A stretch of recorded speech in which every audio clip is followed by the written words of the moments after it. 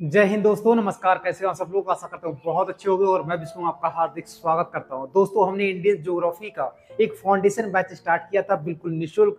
कोई से भी एग्जाम की आप तैयारी कर रहे हो तो केवल एक लेक्चर आप पढ़ के देखना, कोई सा भी इंडियन ज्योग्राफी का, तो आपको बिल्कुल मजा आने वाला है।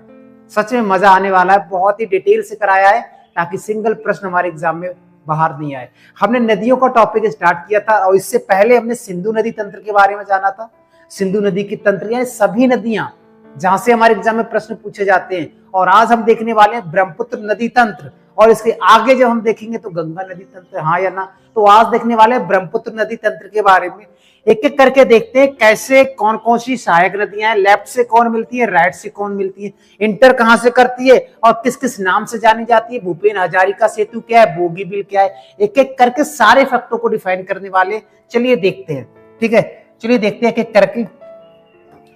बात करें हम किसका, ब्रह्मपुत्र नदी तंत्र का। ब्रह्मपुत्र नदी निकलती कहां से? ये हमारा कैलाश पर्वत है। कौन सा? कैलाश पर्वत है, हाँ या ना। और इसी के बीच में पड़ता है मानसरोवर झील, इन्हीं के पास में पड़ती है मानसरोवर झील। यहीं से किसका उद्गम हुआ है? ब्रह्मपुत्र नदी का उद्गम हुआ है। यह कैलाश पर्वत और मानसरोवर झील के निकट में यहां पर पड़ता है चेमा युंगदुंग ग्लेशियर। क्या है? चेमा युंगदुंग ग्लेशियर। आगे इसको डिफाइन भी किया है भाषा में। ग्लेशियर से निकलती है कौन सी? ब्रह्मपुत्र नदी। तिब्बत से निकलती है, हाँ या ना। उसके बाद में ये सीधे तिब्बत में प्रवाह करती है, तिब्बत में बहती है, हाँ या ना। इस प्रकार से तिब्बत में बहती है और तिब्बत में ही इसे सांगपो के नाम से जानते हैं। यारलुंग सांगपो भी कहते हैं। क्या कहते हैं? यारलिंग सांगपो के नाम से जानते हैं। फिर ये आगे और बहती है और यहां से अरुणाचल प्रदेश में प्रवेश कर जाती है। कहां से? अरुणाचल प्रदेश में प्रवेश कर जाती है। और जब प्रवेश करती है तो कहां से प्रवेश करती है? तो यहीं पर पड़ता है नामचा। याद रखेंगे, नामचा बरवा पर्वत भी कहते हैं और पहाड़ी भी कहते हैं, और ये चोटी भी है। याद रखेंगे, पर्वत, पहाड़ी, चोटी तीनों है ये नामचा बरवा। तो इसको काट कर निकलती है अरुणाचल प्रदेश में। इसको काट कर, तो जब काटेगी तो गॉर्ज बनाती है, गॉर्ज। उसी प्रकार से जैसे सिंधु नदी नंगा पर्वत से पाकिस्तान में जाती है ना, तो वो सिंधु गॉर्ज बनाती है वहीं पर। ऐसे जब ये अरुणाचल प्रदेश में प्रवेश करती है तो ये भी गॉर्ज बनाती है। इस गॉर्ज को क्या नाम दिया गया? तो याद रखेंगे, दिहांग गॉर्ज। क्या है? दिहांग गॉर्ज का निर्माण करती है कौन सी? सांगपो नदी। कहां पर? अरुणाचल प्रदेश में। जैसे मुड़ती है और जहां से मुड़ती है इसी के पास में यांगयाप दर्रा भी है। क्या है यहीं पे? यहीं पर यांगयाप दर्रा भी है जहां से ये मुड़ती है। याद रखेंगे। और इसको काटते हुए अरुणाचल प्रदेश में प्रवेश कर जाती है, हाँ या ना। प्रवेश करने के बाद ये अरुणाचल प्रदेश में अभी बह रही है। अरुणाचल प्रदेश में यहां तक बहती है। कहां तक? यहां तक बहती है अरुणाचल प्रदेश में। अरुणाचल प्रदेश में कोई भी नदी सहायक नदी नहीं है, अरुणाचल प्रदेश में केवल बात करेंगे। उसके बाद असम स्टार्ट हो जाता है। असम में पहली एक सहायक नदी है जिसका नाम है दिहांग। क्या नाम है? दिहांग।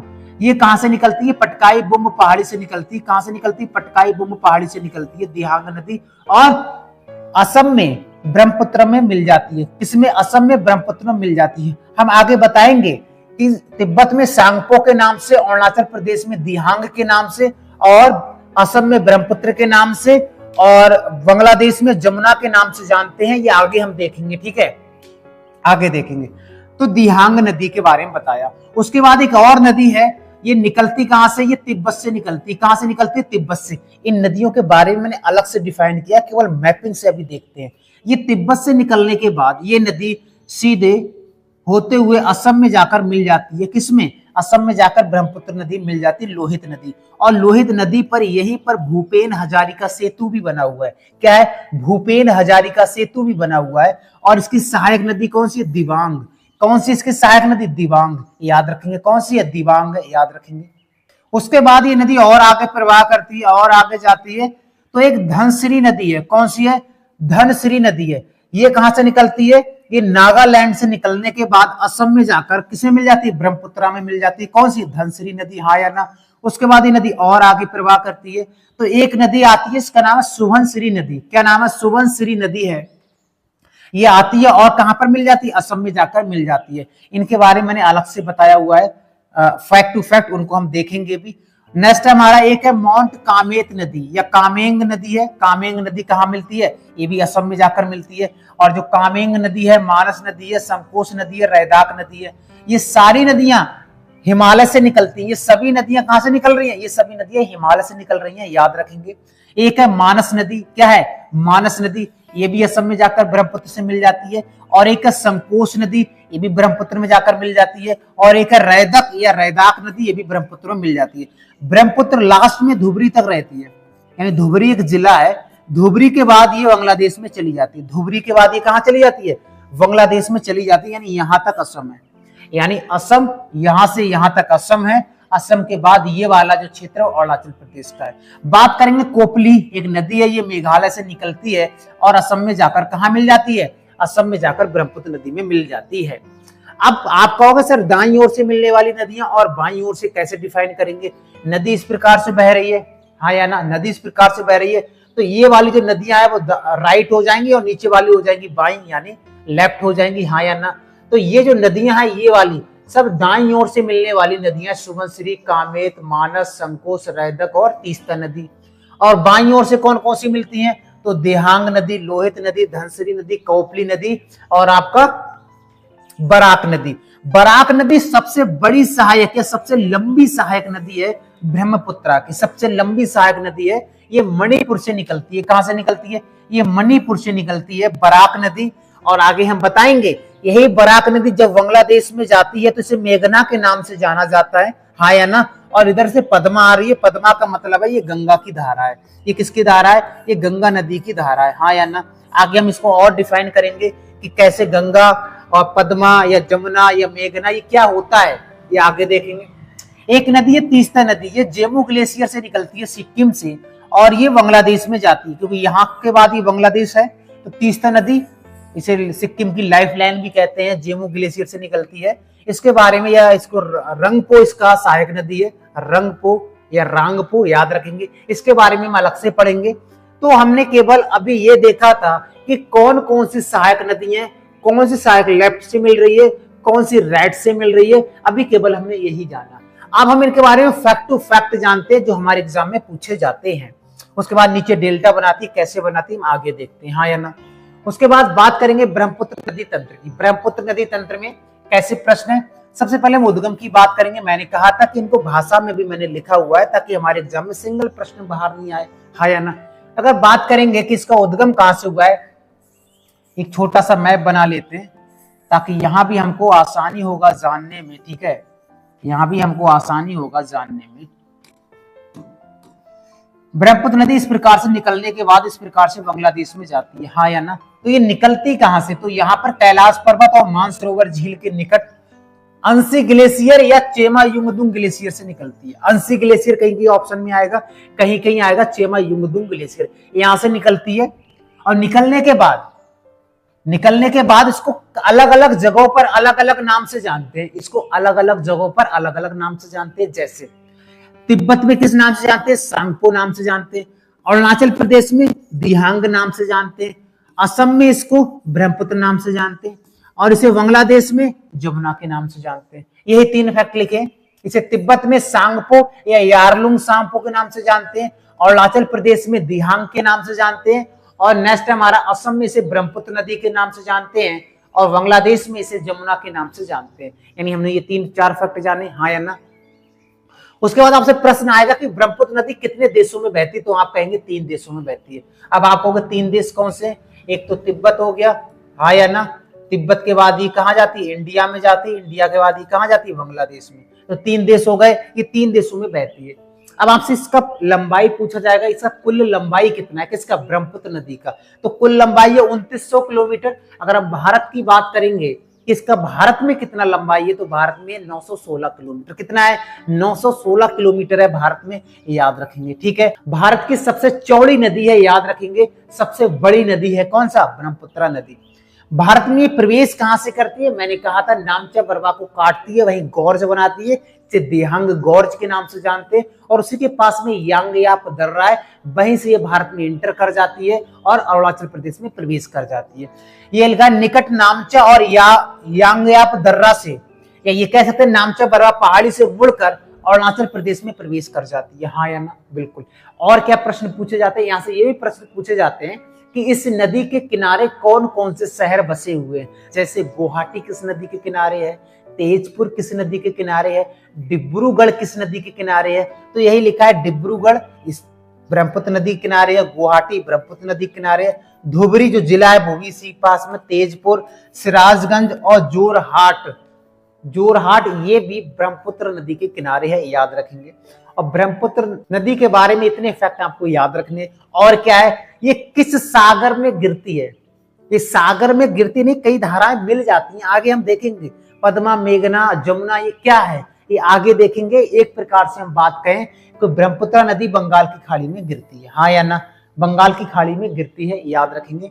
उसके बाद नेक्स्ट बढ़ते हैं। और ब्रह्मपुत्र नदी से हमारे एग्जाम में क्या क्या प्रश्न पूछे जाते हैं और पूछे जाते हैं इसकी सहायक नदियों को लेकर। अभी हमने मैपिंग में देखा था सहायक नदियां, अब भाषा में देखते हैं। इसकी सहायक नदियों की बात करेंगे बाईं ओर से मिलने वाली। तो एक है लहासा नदी, लोहित नदी, धनसिरी, कोलांग, झांसी, बराग।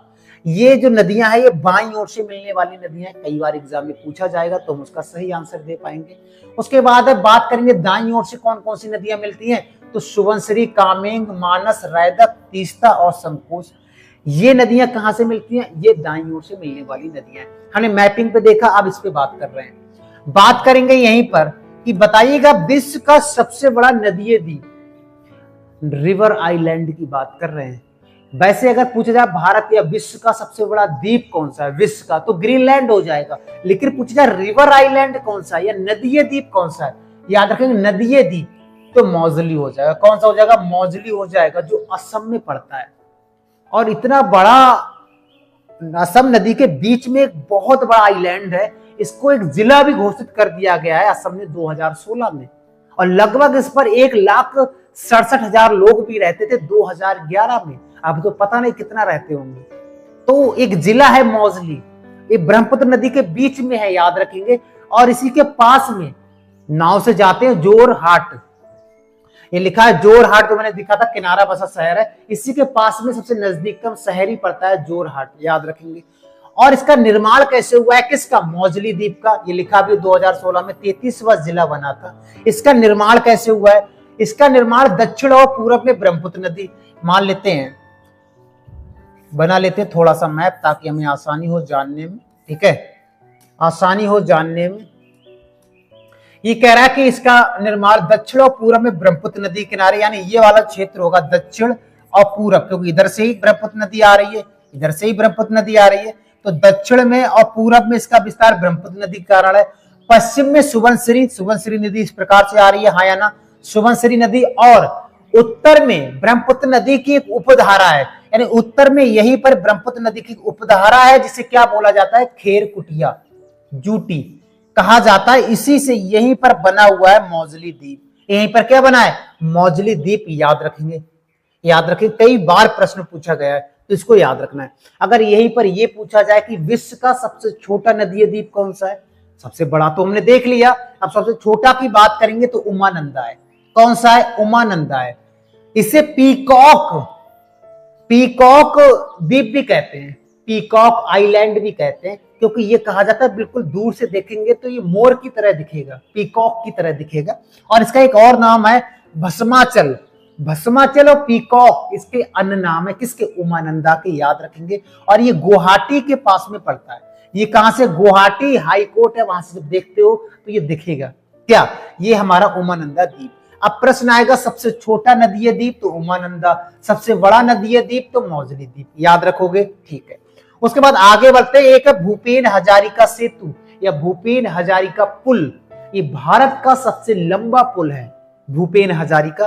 प्रश्न क्या क्या आते हैं देखते हैं। सबसे पहला प्रश्न है, भारत का सबसे लंबा सेतु है जो असम और अरुणाचल प्रदेश के बीच में पड़ता है।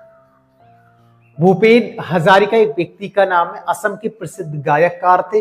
इसका अगर पुराना नाम की बात करेंगे, इस पुल के पुराने नाम की, तो ये ढोला से सादिया तक था। ये कहां से तक था? ढोला से सादिया तक था, आगे लिखा हुआ भी होगा, याद रखेंगे। ये दो राज्यों में पड़ता है, अरुणाचल प्रदेश और असम के बीच में पड़ता है। नेक्स्ट हमारा इसका पुराना नाम है ढोला से सादिया, यानी एक पुल का कोना ढोला को छूता है और दूसरा कोना सादिया को। तो हम ये कह सकते हैं पुल का एक कोना ढोला और सादिया को जोड़ते हैं, याद रखेंगे। और प्रश्न आता है भूपेन हजारिका सेतु किस नदी पर है, तो लोहित नदी पर है। किस नदी पर है, लोहित नदी पर है। और इसका लंबाई है टोटल 9.15 किलोमीटर, लगभग 9.25 किलोमीटर है, याद रखेंगे। कितना, 9.25 किलोमीटर लगभग इसका लंबाई है, याद रखेंगे। किसका, भूपेन हजारिका का। प्रश्न आएगा, ये बनना स्टार्ट हुआ था 2011 में और 2017 में नरेंद्र मोदी ने इसका उद्घाटन किया था। इसका उद्घाटन किसने किया था, नरेंद्र मोदी जी ने इनका उद्घाटन किया था और 2011 में बनना स्टार्ट हुआ था। कौन सा, भूपेन हजारिका, इसको ढोला से सादिया के नाम से भी जानते हैं। तो ये प्रश्न आपको याद हो गए। आगे बढ़ते हैं, और क्या क्या प्रश्न पूछे जाते हैं हमारे एग्जाम में। एक बोगीबिल ब्रिज बनाया गया है। एक ब्रिज ऐसा है कि उस पर सड़क का भी मार्ग है और उसी पर रेल है, यानी एक ही ब्रिज में दो रास्ते, ये दो रास्ते, एक ऊपर और एक नीचे, दो रास्ते, एक ब्रिज है एक नीचे एक ऊपर, दो रास्ते एक ही में, ऐसा एकमात्र, या बोल सकते हैं ये सबसे लंबा सड़क सह रेल मार्ग है। यानी सड़क भी है उसी के सहित रेल मार्ग भी है। ये भारत का सबसे लंबा है बोगीबिल, हाँ या ना। देखते हैं क्या क्या प्रश्न पूछे जाते हैं। बोगीबिल असम में पड़ता है। कहां पड़ता है, असम में। किस नदी पर है, ब्रह्मपुत्र नदी पर है, हाँ या ना। और ये बोलते हैं दो जिलों के बीच में पड़ता है, धेमाजी और डिब्रूगढ़ जिलों को जोड़ता है। आपसे कोई पूछेगा कि बोगीबिल किस किस को जोड़ता है, धेमाजी और डिब्रूगढ़ को जोड़ता है। और याद रखेंगे इसकी कुल लंबाई लगभग 5 किलोमीटर है। इसकी कुल लंबाई 5 किलोमीटर है। 2002 में बनना स्टार्ट हुआ था और 2018 में बनकर तैयार हुआ था, याद रखेंगे। और ये भारत का सबसे लंबा रेल के सहित सड़क, यानी सड़क भी है इस पे और रेल भी है, एकमात्र, या बोल सकते हैं सबसे लंबा है ये। और भी छोटे छोटे हैं लेकिन ये सबसे लंबा पुल है, रेल भी है उसी पर, उसी पे सड़क भी है। तो ये कह सकते हैं प्रश्न ये आएगा, भारत का सबसे लंबा रेल सहित सड़क मार्ग कौन सा है, तो बोगीबिल ब्रह्मपुत्र नदी पर असम में है, याद रखेंगे। धेमाजी डिस्ट्रिक्ट और डिब्रूगढ़ डिस्ट्रिक्ट को कनेक्ट करता है, याद रखेंगे, हाँ या ना। तो इतने प्रश्न हमको यहां से याद रखने हैं। अब बात करेंगे सहायक नदियों में। सबसे पहले लोहित नदी के बारे में बात करेंगे। लोहित नदी से क्या क्या एग्जाम में प्रश्न पूछे जाते हैं। तो इसका उद्गम कहां से हुआ है, तो मैंने कहा था तिब्बत से हुआ है। कांगड़ी कारपो, तिब्बत से इसका उद्गम हुआ है, हाँ या ना। और ये ब्रह्मपुत्र नदी में असम में मिल जाती है। ये ब्रह्मपुत्र नदी में असम में मिल जाती है और ये मिसमी पहाड़ी से होते हुए बहती है। मिसमी मैंने कई सारी पहाड़ियां लिखाई होंगी, कौन सा, जैसे आपका डाफला, मिरी, अबोर, मिसमी, पटकोई, बुम, हाँ या ना। तो ये मिसमी पहाड़ी से होकर बहती है, याद रखेंगे, मिसमी पहाड़ी से होकर बहती है। इसकी कुल लंबाई की बात करेंगे तो 560 किलोमीटर इसकी कुल लंबाई है। लोहित नदी का अच्छा खासा लंबाई है ना। नेक्स्ट है, इसे तिब्बत द्वारा, यानी इस नदी को तिब्बत में कुछ अलग नाम से जानते हैं और जो मिसमी ट्राइब है वो कुछ अलग नाम से इसको जानती है। तो तिब्बत लोग क्या कहते हैं, जाउलचू, क्या बोलते हैं, जाउलचू। जाउलचू नदी कौन सा है, तिब्बती लोग कहते हैं। और जो मिसमिया लोग हैं वो तेलू नदी के नाम से जानते हैं। किस नाम से, तेलू नदी के नाम से जानते हैं। अगर ये प्रश्न आएगा तो हम कर पाएंगे, याद रखेंगे। और इसे रक्त नदी के भी नाम से जानते हैं। किसको, लोहित नदी को। इसका इस जो तिब्बत में असमिया भाषा है, वहां से लोहित शब्द को लिया गया है जिसका अर्थ होता है रक्त। तो इसे रक्त नदी के भी नाम से जानते हैं, लोहित नदी को, याद रखेंगे। इसकी सहायक नदी है दिबांग, ये दाएं तट से मिलती है, दाएं से ही मिला था, अभी हमने देखा था मैपिंग में, हाँ या ना। तो लोहित नदी के बारे में इतने फैक्ट हमको याद होने हैं। और लोहित नदी पर भूपेन हजारिका सेतु बना हुआ है, वो भी हमको याद रखना है। नेक्स्ट है बराक नदी। बराक नदी ब्रह्मपुत्र की सबसे लंबी सहायक नदी है, 900 किलोमीटर है। यहाँ से बहुत अधिक प्रश्न पूछे जाते हैं, देखते हैं एक एक करके। पहले इसका उद्गम देख लेते हैं। इसका उद्गम हुआ है लियाई खुल्लन गांव है मणिपुर में, वहां से उद्गम होता है। मैपिंग से देखेंगे कि कैसे मेघना, जमुना, पद्मा, ये सब अभी देखते हैं। तो अब पूर्वोत्तर भारत का ही मैप बनाएंगे सबसे पहले, ताकि हमको आसानी होगा जानने में, ठीक है। ये हमने पूर्वोत्तर भारत का मैप बना लिया। ये सिक्किम हमारा, ये अरुणाचल प्रदेश है ना। अब एक एक करके इसमें देखते हैं। यहां से निकलती है कौन सी नदी, बराक नदी, इस प्रकार से निकली, हाँ या ना, निकली। निकलने के बाद जैसे ही यह बांग्लादेश में प्रवेश करती है, ये दो धाराओं में विभाजित हो जाती है। कितनी धाराओं में, दो धाराओं में विभाजित हो जाती है। एक का नाम है सूरमा और एक का नाम है कुशियारा। सूरमा और कुशियारा, हाँ या ना। दूसरा पॉइंट समझे आप, यहीं पे कलर चेंज कर लेते हैं, रेड। यहां से आपको पता है ब्रह्मपुत्र नदी निकली है इस प्रकार से, हाँ या ना, ब्रह्मपुत्र नदी निकली है, हाँ या ना।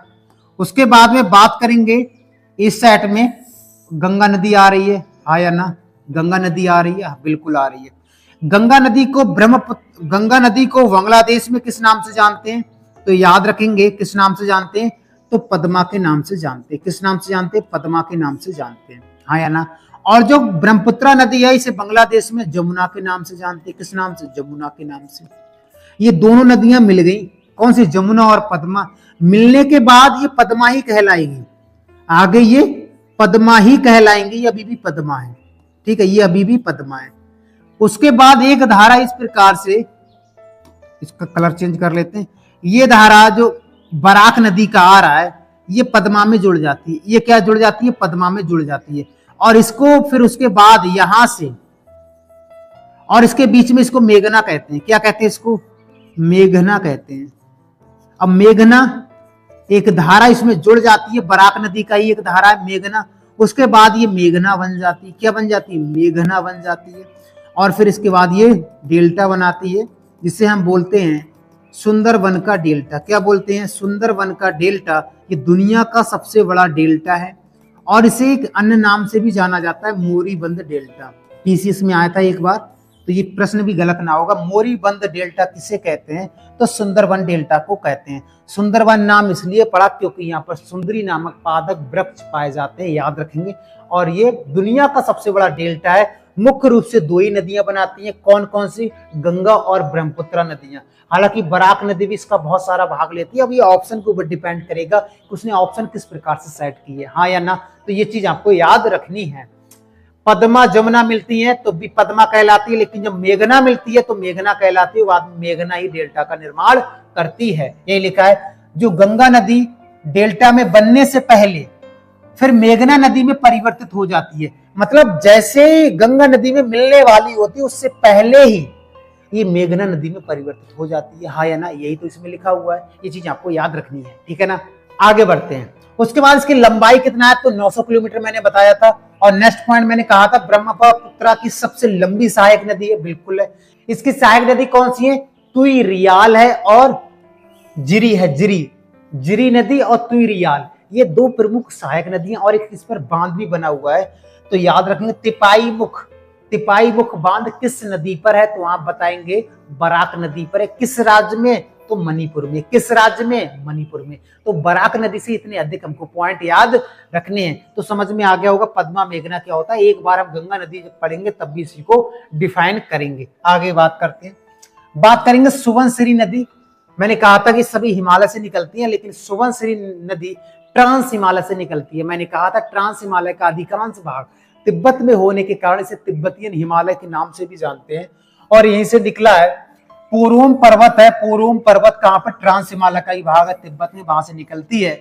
और ये ब्रह्मपुत्र नदी में कहां मिल जाती है? लखीमपुर जिले में मिल जाती है। जमुरी घाट, लखीमपुर जिले में एक जगह पड़ती है जमुरी घाट, वहीं जाकर ये सुबनसिरी नदी ब्रह्मपुत्र में मिल जाती है, असम में। ये प्रश्न आपको याद रखना है। बात करेंगे मानस नदी। मानस नदी का उद्गम कहां से होता है? एक प्रकार से भूटान से ही होता है। भूटान का दक्षिणी छोर है, वहां से होता है, याद रखेंगे। या हम ये कहते हैं हिमालय की तलहटी से होता है। दोनों प्रकार से प्रश्न पूछा गया, इसलिए हम दोनों प्रकार से देख रहे हैं। हिमालय की तलहटी से होता है या दक्षिणी सूडान का नाम आ रहा है, दक्षिणी भूटान से होता है, हाँ या ना। ये भूटान की 4 प्रमुख नदियों में से सबसे इंपॉर्टेंट है। 4 और भी मुख्य नदियां भूटान की, नाम याद रखने। रैदक आगे आप पढ़ोगे, संकोश आगे आप पढ़ोगे, तोरसा नदी भी एक प्रसिद्ध नदी है, लेकिन तोरसा नदी ब्रह्मपुत्र की सहायक नदी नहीं है। लेकिन ये दोनों ब्रह्मपुत्र की ही सहायक नदियां, आगे आप देखोगे। इसके किनारे राष्ट्रीय मानस नेशनल पार्क है, राष्ट्रीय उद्यान है, याद रखेंगे। राष्ट्रीय उद्यान है जो मानस नेशनल पार्क है, वो किस नदी के किनारे? तो मानस के किनारे। और मानस नदी के नाम से इसका नाम मानस पड़ा है। क्या पड़ा है? मानस पड़ा है, याद रखेंगे। उसके बाद नेक्स्ट बढ़ते हैं, बात करेंगे तीस्ता नदी की। तीस्ता नदी बहुत इंपॉर्टेंट नदी है। ये भारत और बांग्लादेश के बीच में विवाद भी रहती है। ये सिक्किम के लिए तो बहुत ही इंपॉर्टेंट है। सिक्किम की लाइफलाइन कहा जाता है किसको? तीस्ता नदी को। इसका उद्गम देखते हैं। 3 प्रकार से एग्जाम में प्रश्न पूछा गया उद्गम को लेकर। पहला प्रश्न आता है पहोनरी पर्वत से हुआ है हिमालय के। बिल्कुल सही हो जाएगा। दूसरा अगर पूछा जाएगा जेमू ग्लेशियर से हुआ है तब भी सही हो जाएगा। अगर लहामो झील से हुआ है तब भी सही हो जाएगा। ये तीन अलग अलग मतलब जगह एक ही है लेकिन अलग अलग नाम से जानते हैं। वहीं पर पास में एक झील पड़ती है लासो, उसी के पास में बिल्कुल जेमू ग्लेशियर पड़ता है। उसी प्रकार से समझो ना, जिस प्रकार से कैलाश पर्वत भी वही है, वही मानसरोवर झील भी है, वही चेमायुंगदुंग है, हाँ या ना, ऐसे इसको समझ लो। और ये सिक्किम में पड़ता है। सिक्किम की इसको जीवन रेखा के नाम से भी जानते हैं। और ये मिलती कहां पर है, मिलती का मतलब ये ब्रह्मपुत्र नदी में कहां मिलती है, इसका मुंह कहां पर है, तो याद रखें फुलझरी उपजिला है। फुलझरी उपजिला है बांग्लादेश का। अगर बांग्लादेश की जिला कौन सा है तो गयबांधा जिला है बांग्लादेश का। वहां जाकर ये नदी मिल जाती है किसमें, ब्रह्मपुत्र में। कौन सी, तीस्ता नदी, हाँ या ना, याद रखेंगे।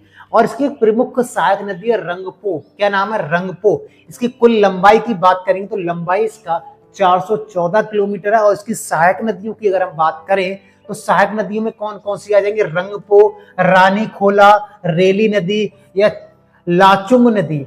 ये सभी नदियां बाईं ओर से मिलने वाली नदियां हैं तीस्ता में।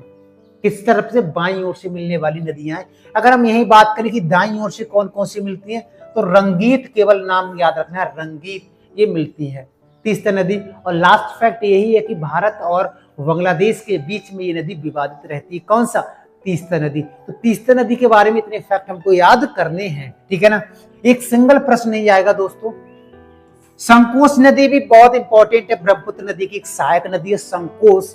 और ये निकलती है उत्तरी भूटान से और ये असम में जाकर ब्रह्मपुत्र नदी में मिल जाती है।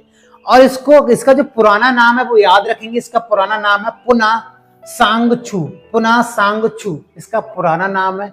और इसे एक और नाम से जानते हैं, इसका नाम है गदाधर नदी के नाम से किस नदी को जाना जाता है तो हमको याद रखना है, संकोश नदी को जाना जाता है। तो संकोश नदी में इतने फैक्ट हमको याद रखने हैं।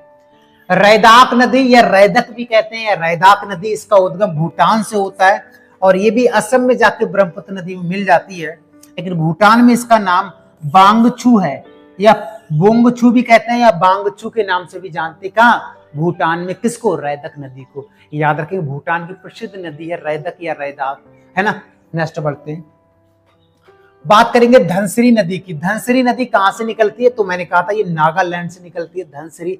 और ये भी ब्रह्मपुत्र नदी की प्रसिद्ध सहायक नदी है और ये भी असम में जाकर ब्रह्मपुत्र नदी में मिल जाती है। याद रखेंगे इसका लंबाई है 352 किलोमीटर। याद रखेंगे अगर उद्गम का क्षेत्र पूछा जाए लाईसांग पीक, लाईसांग चोटी से होता है नागालैंड में, याद रखेंगे।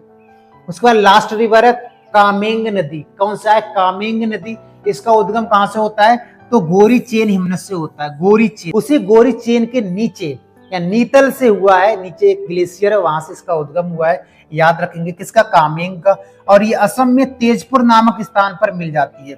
और असम में तेजपुर नामक स्थान पर ये नदी ब्रह्मपुत्र में मिल जाती है। और इसका पहला यानी इसका पुराना नाम क्या है तो भराली है, भराली। कामेंग का पुराना नाम बात करेंगे तो भराली है, भराली। अगर बात करें कि इसे असम में किस नाम से जाना जाता है तो असम में से कामेंग नहीं कहते हैं, असम में कहते हैं जिया भराली। क्या बोलते हैं, जिया भराली। किसको, कामेंग नदी को। तो याद रखेंगे इतने फैक्ट हमको यहां से याद रखनी है दोस्तों। तो एक चीज बताइएगा दोस्तों, वीडियो कैसा लगा, वीडियो कैसा लगा कमेंट करके जरूर बताना। और इसी प्रकार से पूरा इंडियन ज्योग्राफी को हम समाप्त करेंगे पूरा, ताकि एक सिंगल प्रश्न हमारे एग्जाम में बाहर नहीं आएगा। बहुत ही शानदार तरीके से इस सब्जेक्ट को मैंने डिजाइन किया है। अगर आप किसी भी एग्जाम की तैयारी करते हो, अगर आपके एग्जाम में इंडियन ज्योग्राफी आ रही है तो केवल एक टॉपिक पढ़ के देखिए, आपको जरूर बहुत बिंदास से बहुत मजा आने वाला है। अगर चैनल पे नए हो दोस्तों तो चैनल को सब्सक्राइब, लाइक, कमेंट जो चाहे वो कर सकते हो दोस्तों। बस पढ़ाई जरूर कीजिएगा, है ना। मिलते हैं नेक्स्ट वीडियो में। जय हिंद दोस्तों।